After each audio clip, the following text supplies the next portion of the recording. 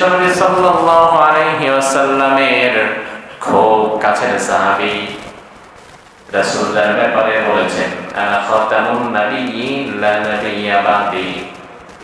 আমি শেষ নবী, আমার পরে কোনো নবী নাই। আমার পরে যদি আল্লাহ তাআলা জমিনে কাউকে নবী বানাতেন, লাকানা ওমর, ওমরকেই নবী বানিয়ে দিতেন। তার মানে ওমরের মেজাজ নবুয়তি মেজাজ। কোরআনে এমন অসংখ্য জায়গায় সাহাবীদের বিপরীতে ওমরের একার সিদ্ধান্তে আল্লাহ আয়াত নাযিল করেছেন ওমরের পক্ষে। রাসূল এবং সাহাবীরা একদিকে রায় দিয়েছেন। যুদ্ধবন্দীদের বিষয়ে সাহাবীরা চিন্তা করলেন, যুদ্ধবন্দীদেরকে রাখার কি দরকার, তাদের থেকে অর্থ করে নিয়ে জরিমানা নিয়ে তাদের ছেড়ে দেই। রাসূল চিন্তা করলেন এটাই ভালো হবে, টাকা পয়সার দরকার আছে, ছেড়ে দেই। ওমর বললেন না, একটাকেও সারা দরকার নাই, টাকা পয়সা লাগলে অন্যভাবে কামাবো, কিন্তু যেগুলো যুদ্ধ করতে এসে বন্দী হয়েছে এগুলাকে মেরে ফেলা দরকার, সবগুলোকে মেরে ফেলতে হবে। রাসূল এবং সাহাবীদের মত ছিল ছেড়ে দিবেন, অবশেষে ছেড়েই দিলেন। কিন্তু সাথে সাথে আল্লাহ তাআলা আয়াত নাযিল করে দিলেন, কোন নবী এবং তার সাহাবীদের পক্ষে এই কাজটা শোভনীয় নয়। জমিন থেকে আল্লাহর শত্রুরা চিরতরে মুছে দেওয়ার আগে দুনিয়াবি স্বার্থে জরিমানা নিয়ে তাদেরকে ছেড়ে দেওয়া উচিত হয় নাই। সাহাবীদের মতের বিরুদ্ধে ওমরের মতের পক্ষে আয়াত দিয়েছেন কে? আল্লাহ। তার মানে কি বুঝালাম? ওমরের মতের একটা স্ট্রং পার্সোনালিটি আছে না নাই? আছে, ভিত্তি আছে। ওমর ফারুক রাদিয়াল্লাহু আনহু তিনি বলেন, লাকাদ হামামতু আন নাবআসা রিজালান ইলা হাদিহিল আমসার ফালয়ানজুরু কুল্লা মান কানা লাহু জিদাতুন ফালাম ইয়াহুজ্জা। আমার মাঝে মাঝে ইচ্ছা হয় প্রত্যেকটা মুসলিম দেশগুলোতে আমি বিশেষ কিছু গোয়েন্দা সৈন্য বাহিনী পাঠাই, তাদেরকে পাঠানোর পরে আমি খোঁজ নেই কোন এলাকায় কয়জন ব্যক্তি আছে যাদের উপর হজ ফরজ হয়ে গেছে অথচ তারা হজ করে না।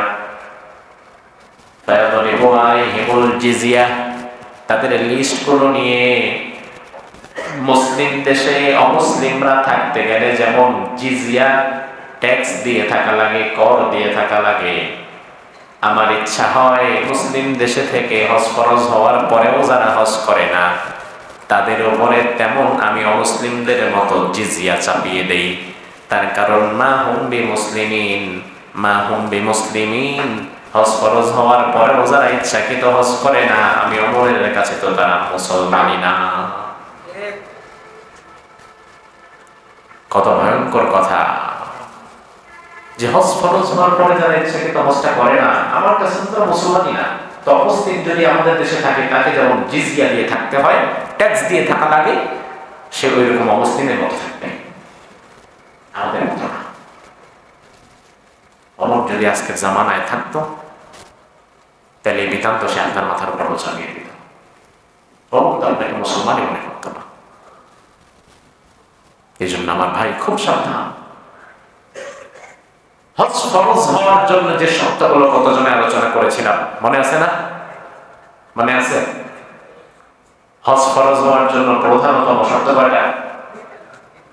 হ্যাঁ, এই হচ্ছে আপনাদের মনে রাখার বিষয়। যাবই না আবার মনে রাখেন, কারণ মনে রাখলেই ভেজাল।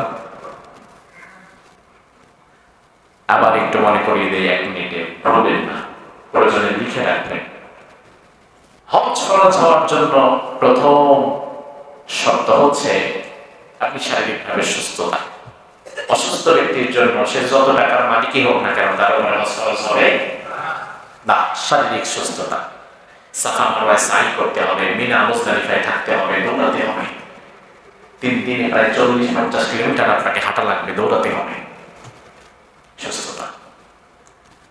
2 নম্বর হচ্ছে ওই মুহূর্তে হজে যেতে যেই পরিমাণ টাকা লাগে, যেমন বর্তমানে 5.5 থেকে 6 লাখ টাকা মিনিমাম লাগে, এই পরিমাণ অর্থ আপনার কাছে থাকা, সেটা ব্যাংকে থাকুক, সেই পরিমাণ টাকার জমি থাকুক, সেই পরিমাণ টাকার গাড়ি থাকুক, আপনার মৌলিক প্রয়োজন মাথা গোজার একটা ঠাই, খাওয়ার মতো 2 মুঠো ভাত, পরনের একটা কাপড়, এই মৌলিক প্রয়োজনের বাদে 5.5-6 লাখ টাকা যদি থাকে হজ ফরজ।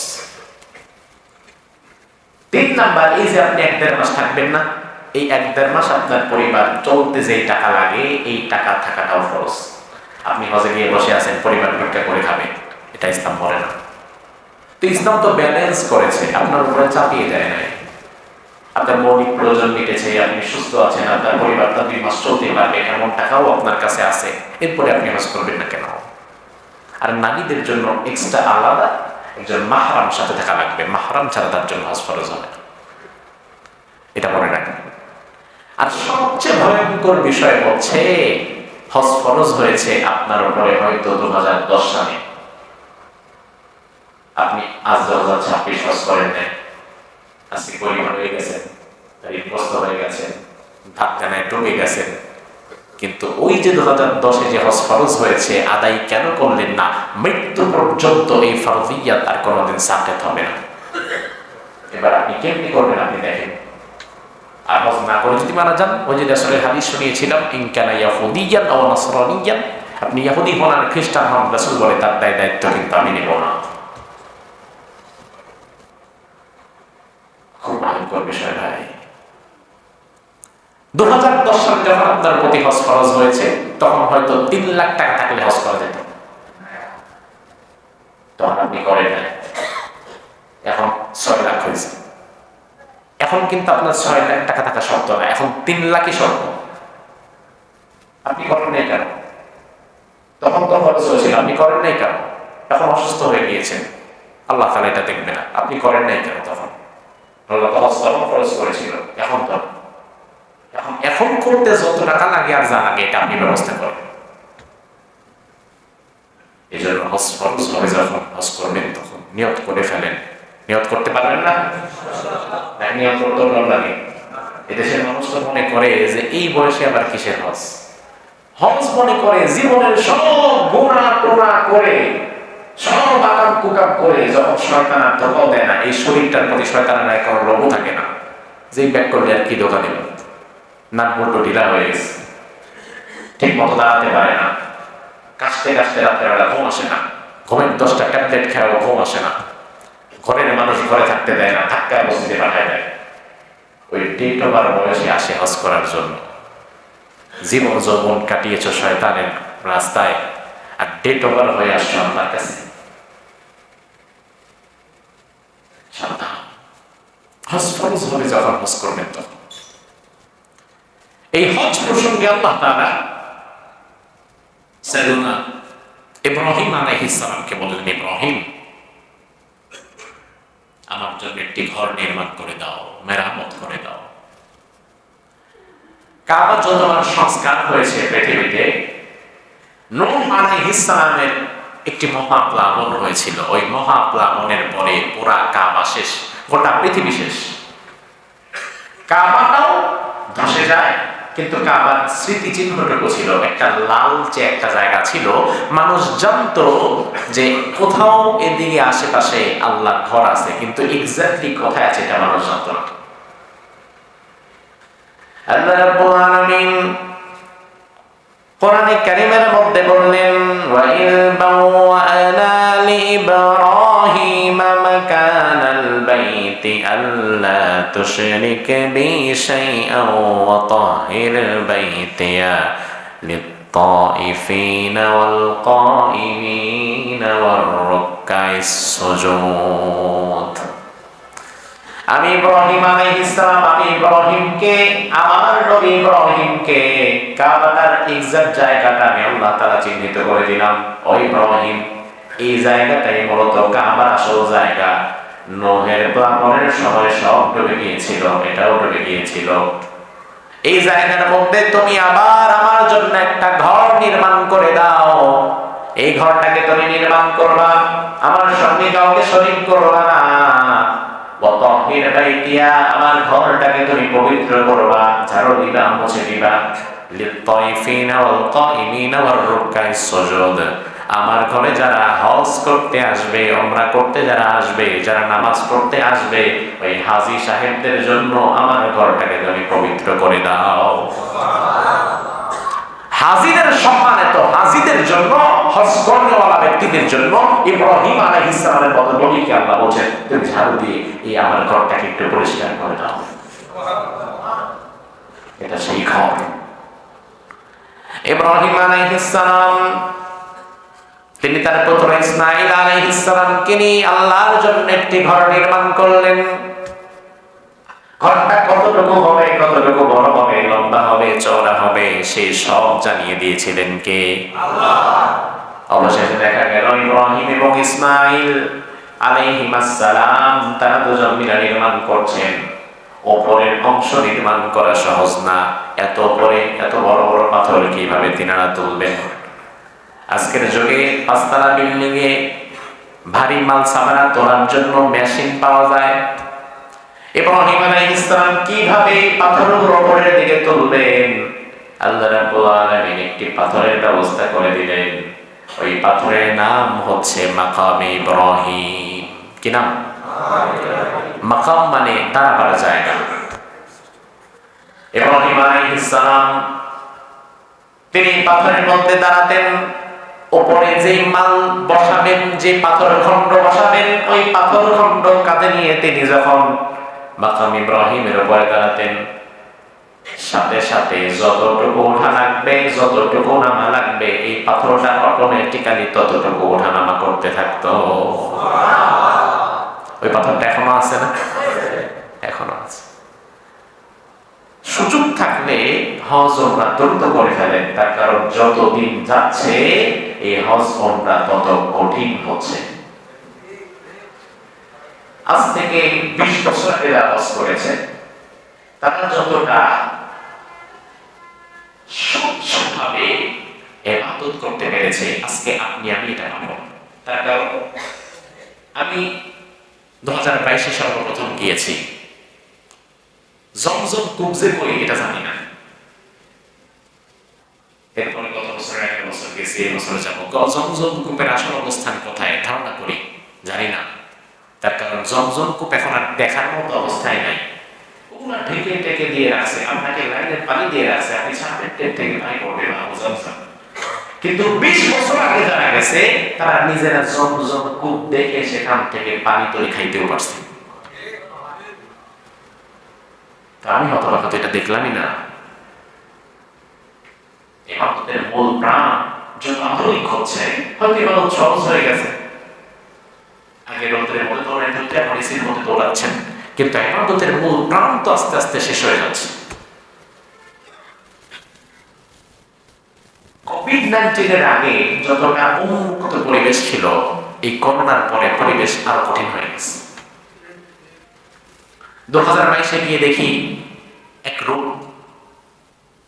25 গিয়ে দেখি চেনাই যায় না। এটা রাখা হয়েছে, এটা সংস্কার করা হয়েছে, এটা এই করা হয়েছে, এটা সেই করা হয়েছে, এই গেট বন্ধ করে সেই গেট খুলে দেওয়া হয়েছে। তো বছর বছর এটা রূপ পরিবর্তন হচ্ছে। মূল ঐতিহ্যের যে জায়গাগুলো, এগুলো আস্তে আস্তে ঢাকা পড়ে যাচ্ছে। হাজারে আসলে চুমু খাওয়া এক সময় কত সহজ ছিল, এখন তো দেখাটাও কঠিন। আল্লাহ না করুন পৃথিবীতে যদি কোভিড-19 এর মতো আবার আরেকটা ভাইরাস চলে আসে, তাহলে হজ হয়ে যাবে আরো কঠিন। আপনাদের কি মনে আছে কোভিড-19 এর বছর হজ উন্মুক্ত ভাবে সবার জন্য হয় নাই? গুটি কয়েক মানুষ কাবার চত্বরে দাঁড়িয়ে তখন হজ করেছিল। হজ বন্ধ করে দেওয়া হয়েছিল, রেজিস্ট্রেশন করার পরে হজ করতে পারেনি। কি করবেন? কঠিন হয়ে যাচ্ছে, কঠিন হয়ে যাচ্ছে, এবং যত দিন যাবে তত কঠিন হতেই থাকবে। এখন তো তাও মাকাম ইব্রাহিমকে আপনি একটু দেখতে পারতেছেন দূর থেকে। আজ থেকে 30 বছর আগে, 20 বছর আগে, 25 বছর আগে যারা যেত, তারা তো ইব্রাহিম আলাইহিস সালামের মাকাম ইব্রাহিমটাকে ধরতে পারত। আপনি শুধু দেখতে পারবেন, ধরতে না।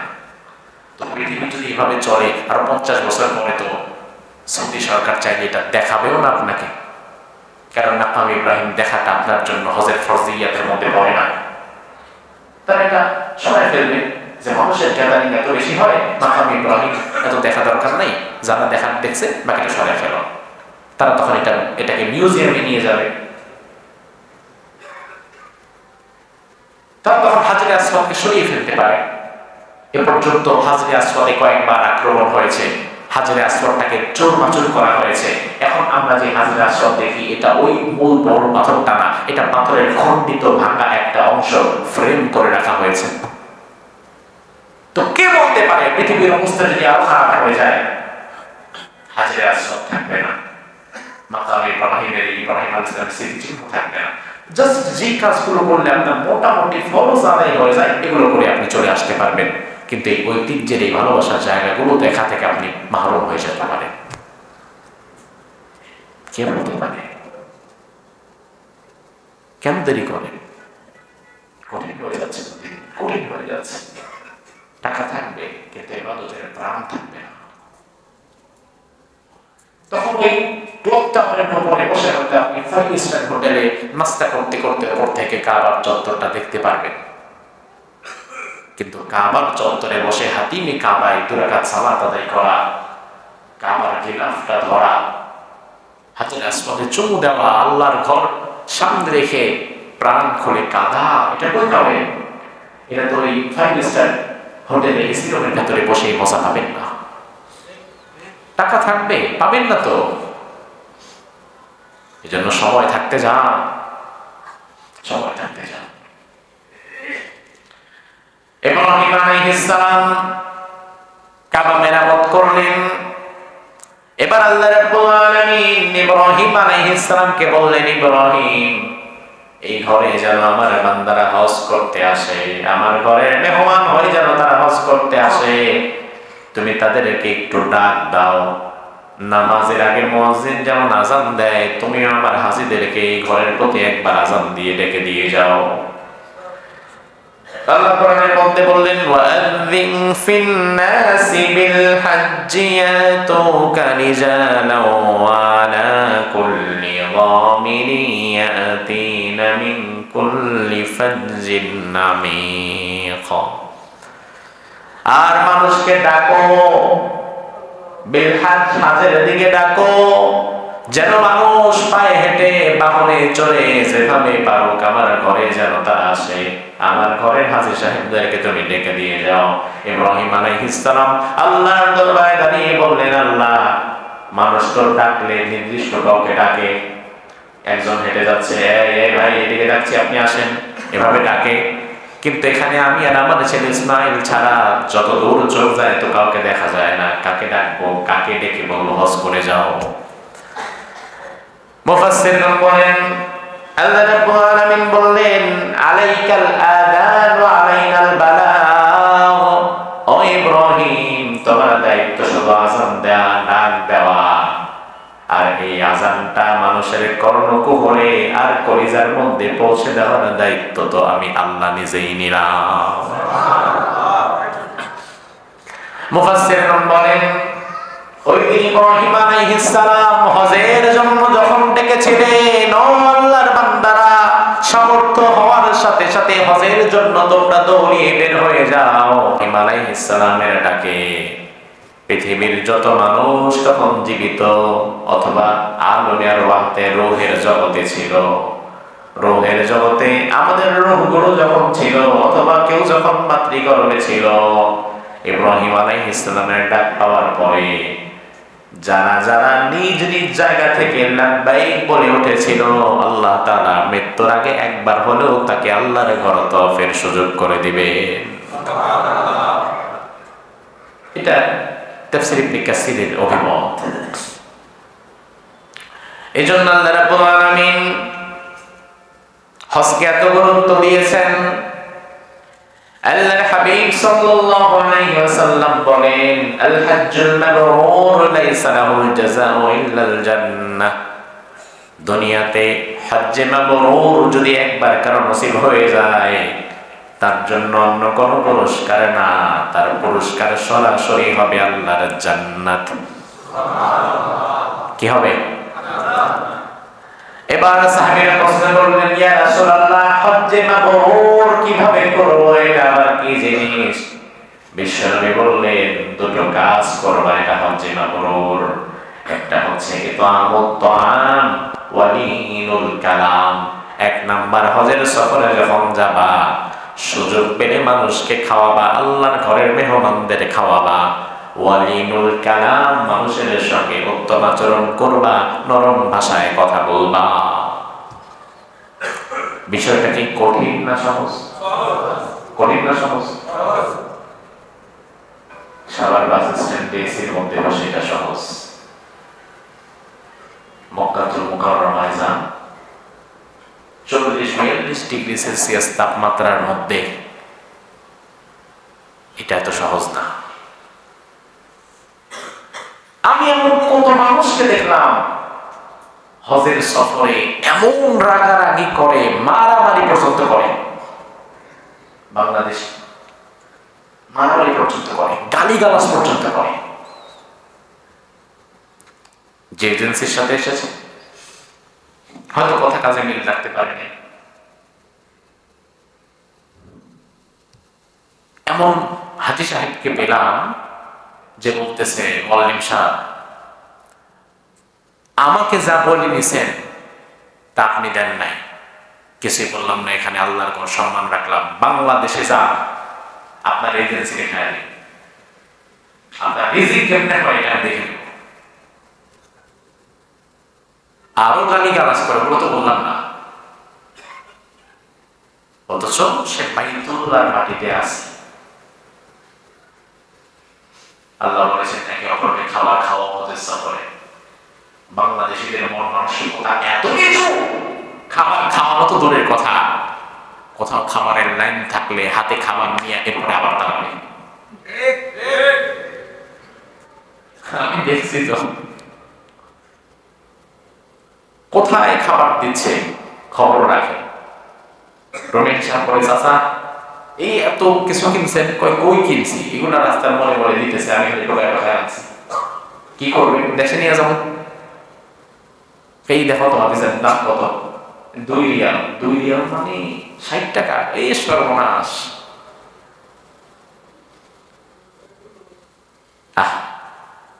সেখানে গেলে শুধু হাত পেটে পেটে খায় না, মানুষ খাবার নিয়ে দাঁড়ায় থাকবে, চলবে অবশ্যই খাবে, যাচ্ছেন পানি জুস খেজুর অবশ্যই খাবেন, প্রয়োজন নাই আপনি নিয়ে ব্যাগের মধ্যে জম করে রাখবেন।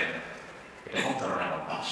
এত নিচু মানসিকতা কেন আপনার? রাসূল তো বলেছেন হজের সফরে আসবা, কিন্তু তুমি আরেকজন হাজী সাহেবের খাবার খাবো মিয়া, তোমার হজ কবুল হয়েছে কি হয় নাই, তার হজ কবুল হয়েছে কি হয় নাই, খাবার খাওয়ানোর মধ্য দিয়ে আল্লাহ তাআলা তোমার হজটাকে হজে মাবরুর করে দিবেন। 2-3 জন একসাথে চা খেতে বসছে রমজানে, তারাবির নামাজের পরে 2-3 জন চা খাওয়ার পরে বিল কত? 3 জনের বিল 6 রিয়াল। 6 রিয়াল চিন্তা করে 60-70-80-90 টাকা দিয়ে বাংলাদেশে এক সপ্তাহ চা খাওয়া যায়, বোধহয় আছে বিদেশের মধ্যে। এই যার বিল শেষে দিই,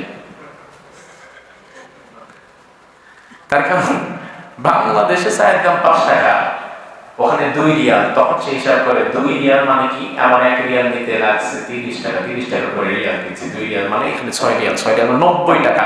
সর্বনাশ করছে, বিদেশের মাটিতে হিসাব করে চলা লাগবে। এত আমি কি হইলে সুলতান, এ ভাই আমার টাকা আমি দিয়ে দিলাম, ওই আমাদের বিলটা আমাদের থেকে নিয়ে নেন।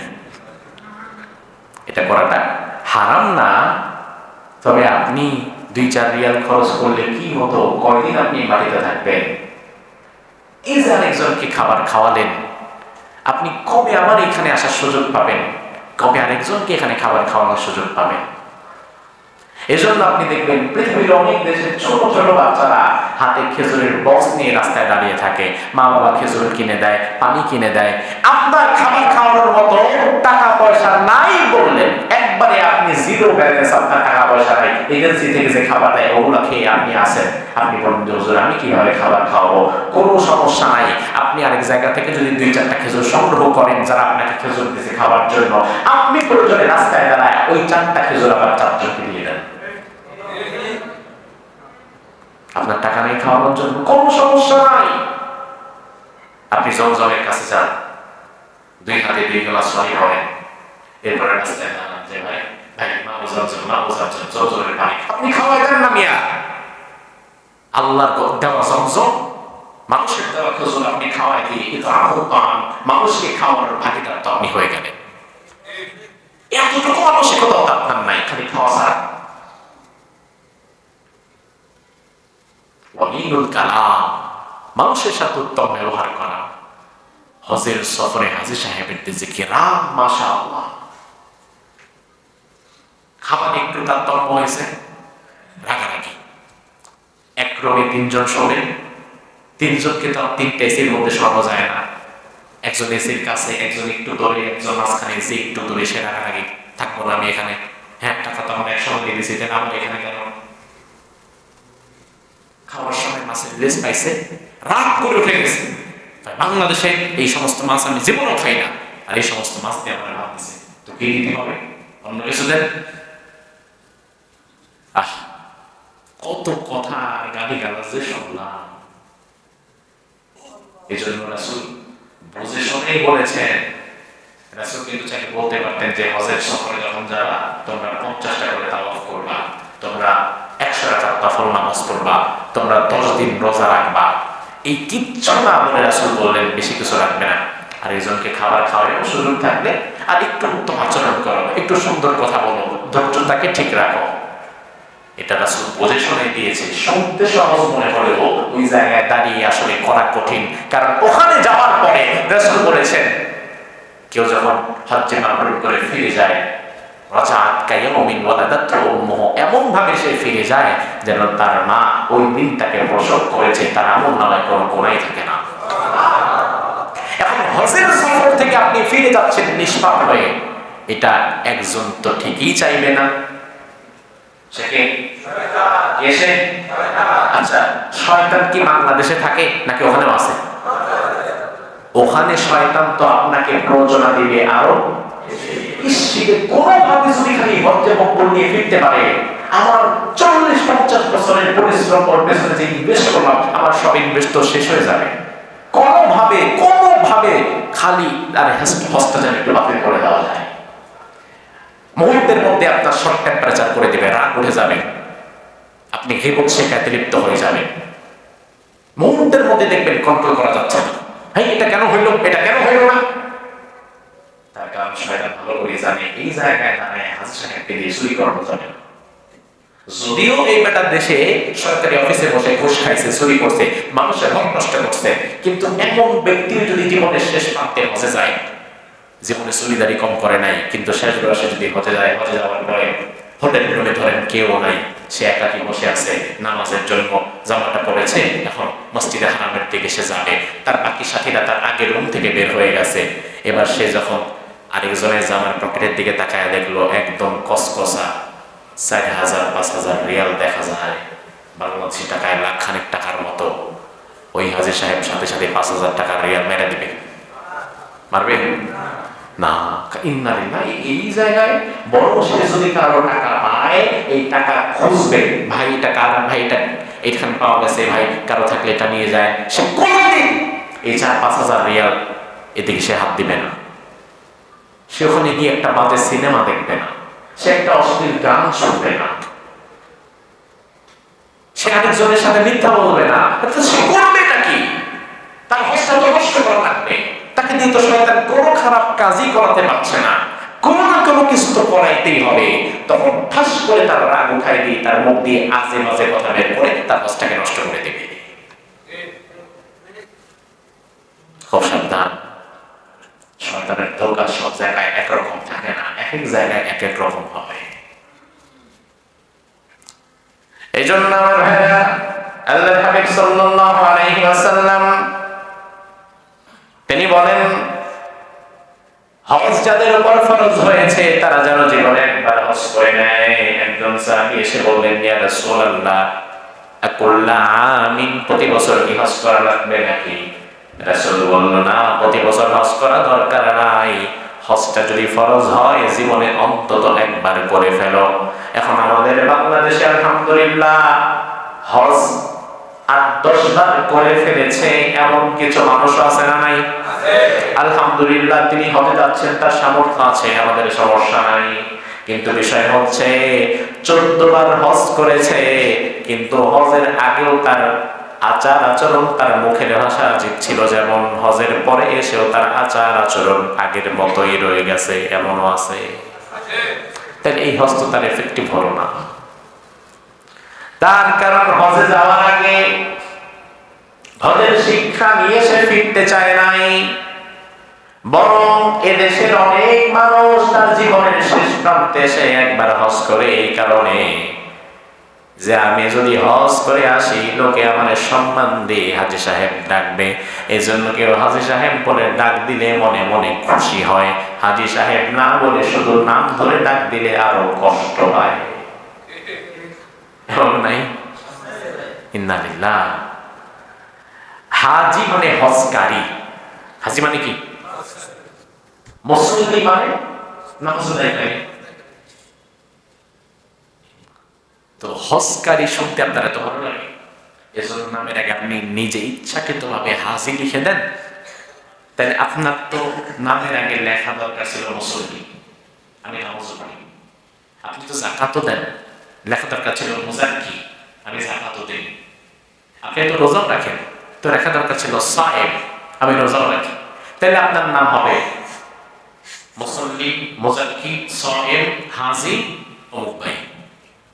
সবই দেন, আপনি তো সবই করেন না, আপনি মুসল্লি দিবেন না, তো ব্যাক শোনাতে হবে এই মুসল্লি করেন, মুসল্লি মুজাক্কি সায়েম দেবেন না, দিবেন হাজি।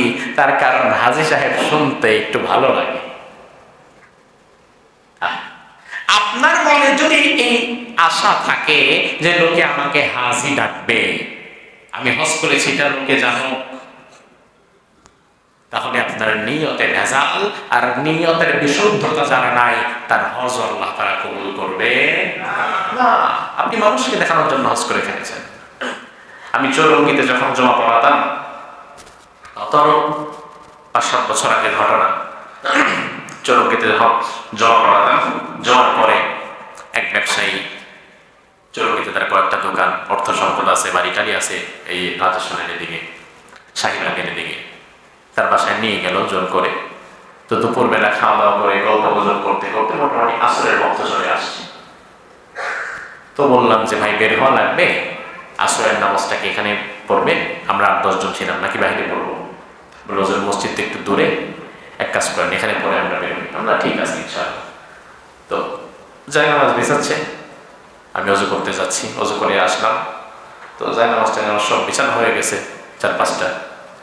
বললাম যে সামনে যে জায়নামাজ এটা কোথায়, আর আছে নাকি জায়নামাজ? বললাম হ্যাঁ হুজুর, একটা বিশেষ জায়নামাজ তো আছে। তো সে তার ছেলেকে ডেকে বলছে, ওই ৭ নাম্বার হজ থেকে আসার সময় যে মোটা মখমলে জায়নামাজটা আছে না, ওইটা নিয়ে শোনা যায়।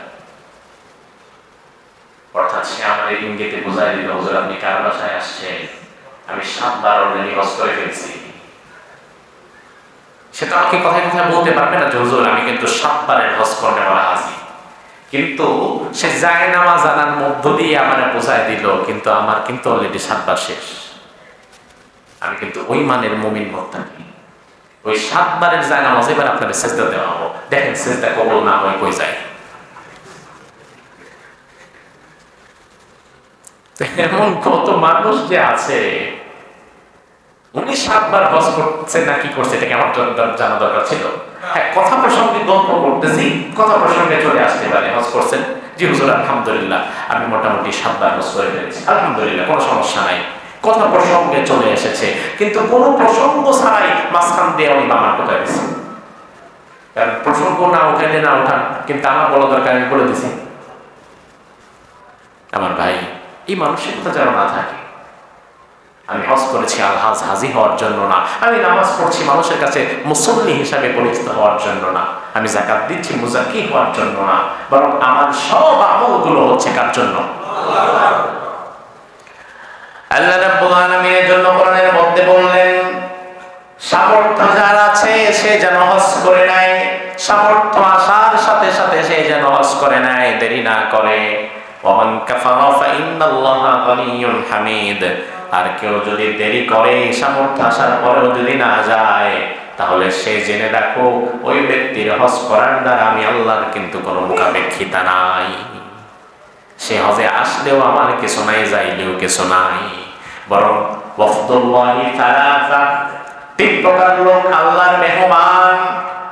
এক নাম্বার আল গাজী, জিহাদের ময়দানে যারা গাজী হয়ে ফিরে আসে তারা আল্লাহর মেহমান। এরপরে দুই নাম্বার ওয়াল মুতামির, উমরা যারা করে তারা আল্লাহর মেহমান। তিন নাম্বার ওয়াল হাজি, যারা হজ করে তারা হচ্ছে আল্লাহর মেহমান। মেহমান হওয়ার জন্য নিজের ইচ্ছায় দৌড় দিয়ে গেলে মেহমান হওয়া যায় না। নিজের ইচ্ছায় যে বাড়ি বাড়ি যায় সে হয় খয়রাতি, আর মেহমান তো হয় সেই যাকে তার বাড়িওয়ালা আমন্ত্রণ পত্র পাঠায়, আসার জন্য আমন্ত্রণ জানায়। তাহলে আমি আপনি যদি হজ করতে যেতে পারি, বোঝা লাগবে নিজের ইচ্ছায় না, আমাকে যিনি আমন্ত্রণ জানিয়েছেন তিনি কে। এখন আল্লাহ আপনাকে আমন্ত্রণ জানাইছেন 10 বছর আগে, তখন আপনার সামর্থ্য হয়ে গেছে। আল্লাহ আপনাকে আমন্ত্রণ জানিয়েছে 5 বছর আগে, তখন আপনার সামর্থ্য হয়ে গেছে। অথচ আল্লাহর আমন্ত্রণ আপনি গ্রহণ করেন নাই। তাইলে ভাই, আল্লাহর ব্যক্তিত্ব কিন্তু অনেক বড়। আল্লাহর আমন্ত্রণ আপনি 5 বছর আগে গ্রহণ করেন নাই। আল্লাহ চাইলে মৃত্যু পর্যন্ত আপনার এমন ব্যবসার ব্যস্ততার মধ্যে ডুবাইয়া দিতে পারে, জীবনে আর কোনোদিন যেন আল্লাহর কাছে আপনি আসার সুযোগটাও না পান। পারে না যে 5 বছর আগে আমন্ত্রণ দিলাম, তুই আসলি না, এত ব্যস্ত, ঠিক আছে না আসলে না। গোটা দুনিয়ার সব মানুষকে যদি কোনোদিন সিদ্ধান্ত নেয় যে আমরা 6 লাখ 10 লাখ 8 লাখ টাকা দিয়ে আর হজ করবো না, হজ করবোই না আমরা, তো আল্লাহর কি ক্ষতি হবে? আল্লাহ তো বললেন ওয়ামান কাফারা ফাইন্নাল্লাহা গানিয়্যুন হামিদ, সব অস্বীকার করে যদি চলে যায়, আমার কিচ্ছু না, আমার তো কিচ্ছু না। জান্নুল মিসরি রাহিমাহুল্লাহ তার জীবনীতে পাওয়া যায়, এটা কোরআন না হাদিস না, এটা তার জীবনের একটা ঘটনা। জান্নুল মিসরি রাহিমাহুল্লাহ বিখ্যাত এক আল্লাহর ওলি ছিলেন, তিনার জীবনীতে পাওয়া যায় তিনি অনেকবার হজ করেছেন। আর সব সময় আল্লাহর কাছে একটা দোয়া করতেন, আল্লাহ আমি একটা জিনিস তোমার কাছে খুব চাই, আমার একটা ভিন্ন চাওয়া আছে যেটা আর কেউ চায় না। সেই চাওয়াটা হচ্ছে আমি একদিন একাকী এমন ভাবে তাওয়াফ করতে চাই যেদিন আমি, বান্দা আর আমার রব আল্লাহ ছাড়া আর কেউ থাকবে না এখানে। এইটাই আমি চাই, আর কিছু না। এভাবে দোয়া করতে করতে তার কেটে গেল 70 বছর। কয় বছর? সুযোগ হচ্ছিল না। হঠাৎ একদিন সন্ধ্যার পরে প্রবল দমকা হাওয়া, ঝড় তুফান, প্রচন্ড বৃষ্টিপাতে পুরো কাবার চত্বরটা গলা অব্দি পানি উঠে গেল। প্রচুর ঝড় তুফান বৃষ্টিপাত, মানুষজন সব যে যার নিরাপদ আশ্রয়স্থলে চলে গেল, বাড়িতে চলে গেল। জান্নুল মিসরি রাহিমাহুল্লাহ চিন্তা করলেন যে এটা হয়তো আমার সেই সুযোগ, আজকে কেউ নাই, যত কষ্টই হোক না কেন আজকে আমি একাকী তাওয়াফ করব। তিনি খুব কষ্ট করে করে কাবার চত্বরে এলেন, ঘুটঘুটে অন্ধকার, কিচ্ছু দেখা যায় না। তিনি 7টি তাওয়াফ করলেন, দোয়া করলেন, অবশেষে চিন্তা করলেন কাবার গিলাফে একটা চুমু খেয়ে চলে যাই, আমার রব আমার মনোবাসনা পূর্ণ করেছে, আমি একাকী আজকে তাওয়াফ করলাম। কাবার গিলাফে চুমু খেলেন। চুমু খাওয়ার পরে চিন্তা করতে লাগলেন, আচ্ছা আজকে যেখানে চুমু খেলাম, অন্যান্য দিন তো চুমু খাই, যেমন ফিল আসে, আজকে যেন একটু অন্যরকম লাগলো। কারণ কি? তিনি দেখতে চাইলেন যে আসলে কি জিনিসটা কি। অন্ধকারে দেখেও বুঝতে পারছেন না। প্রচন্ড ঝড়ের মাঝে যখন মাঝে মাঝে বিদ্যুৎ চমকাচ্ছে কয়েক সেকেন্ডের জন্য, তিনি উপরের দিকে তাকিয়ে আছেন, উপরের দিকে তাকিয়ে আছেন দেখার জন্য যে কি জিনিস এটা। বিদ্যুতের চমকানিতে তিনি লক্ষ্য করে দেখতে পেলেন বিশাল আকারের একটা সাপ তার দেহটা দিয়ে কাবাকে পেঁচিয়ে তার মাথা দিয়ে কাবার উপরে সিজদা করছে। তিনি বললেন, আল্লাহ আমার মনে পড়ে গেল কোরআনের সেই আয়াত, ওয়ামান কাফারা ফাইন্নাল্লাহা গানিয়্যুন হামিদ। গোটা দুনিয়ার সবাই যদি কোনোদিন কাফারা মানে অস্বীকার করে, আমরা হজ করব না, এত টাকা লাগে, এত কষ্ট হয়, আমরা হজ করব না, গোটা দুনিয়ার সকল মানুষ যদি কোনোদিন অস্বীকার করে, হজ থেকে মুখ ফিরিয়ে নেয়, আল্লাহ বলে গানিয়্যুন হামিদ, আমি স্বমহিমায় প্রশংসিত, তোমরা ছাড়াও আমার ঘর তওয়াফ করার জন্য সৃষ্টি জগতে আরো শত শত কোটি কোটি মাখলুকাত আছে না? আপনি কিন্তু এই ঘরের জন্য আপনার খুব প্রয়োজন এমন না, বরং ওই ঘরটা আপনার প্রয়োজন, ওই ঘরের প্রয়োজন আপনি না। ওই ঘরের সম্মান তেমনিতেই আছে, আপনি গেলে তো লাভবান আপনি হবেন। এই জন্য আজকের আলোচনার মতো যখন আলোচনা যারা শুনলেন, নিয়ত করে ফেলেন যথাযথভাবে যতটা দ্রুত সম্ভব হজ যদি ফরজ হয় সব বাদ দিয়ে আগে হজ করে ফেলবো ইনশাআল্লাহ। পারবেন না ইনশাআল্লাহ? নিয়তের বিশুদ্ধতা ঠিক রাখেন। নিয়ত যদি বিশুদ্ধ হয়, আপনার নিয়ত যদি বিশুদ্ধ হয়, ইন্নামাল আমালু বিন্নিয়াত, আমল কবুল হয় নিয়তের উপর ভিত্তি করে। নিয়ত যদি বিশুদ্ধ হয়, রব আপনার তাকে সাড়া দিয়ে দেবেন। নিয়ম যদি বিশুদ্ধ হয়, আর নিয়ম যদি হয় নড়বড়ে, যে হুজুরের সাথে বলা দরকার বলছি আর কি, আমিও জানি 2-4 বছরের মধ্যে আমার যাওয়ার সুযোগ হবে না, যে পরিমাণ ব্যস্ত আমি, তাইলে লাভ নাই। নিয়ম বিশুদ্ধ না থাকলে আমাকে শুনিয়ে লাভ নাই।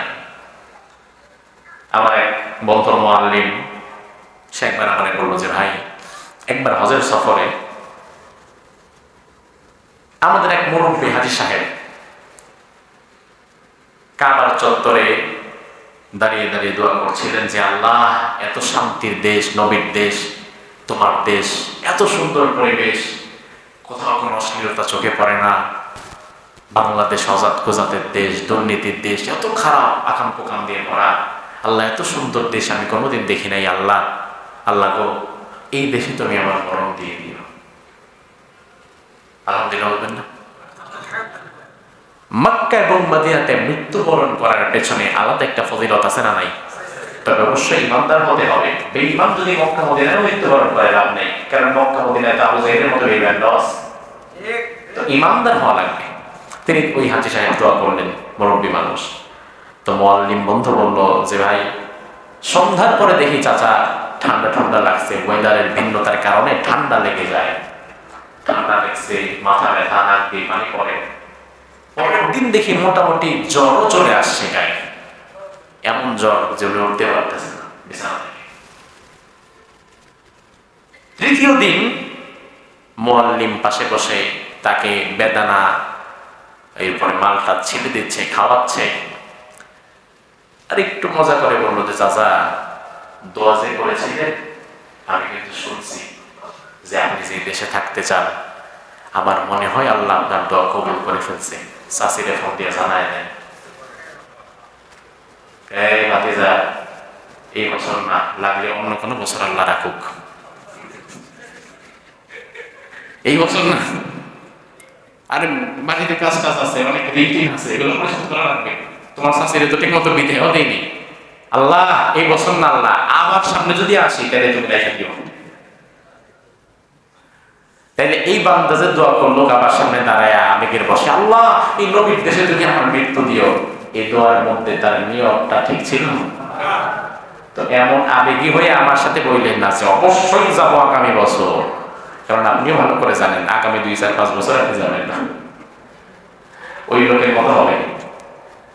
এরপরেও দোয়া করি আল্লাহ তাআলা যেন আমাদেরকে বাইতুল্লাহর মুসাফির না বানিয়ে মৃত্যু না দেয়, বলি আমিন।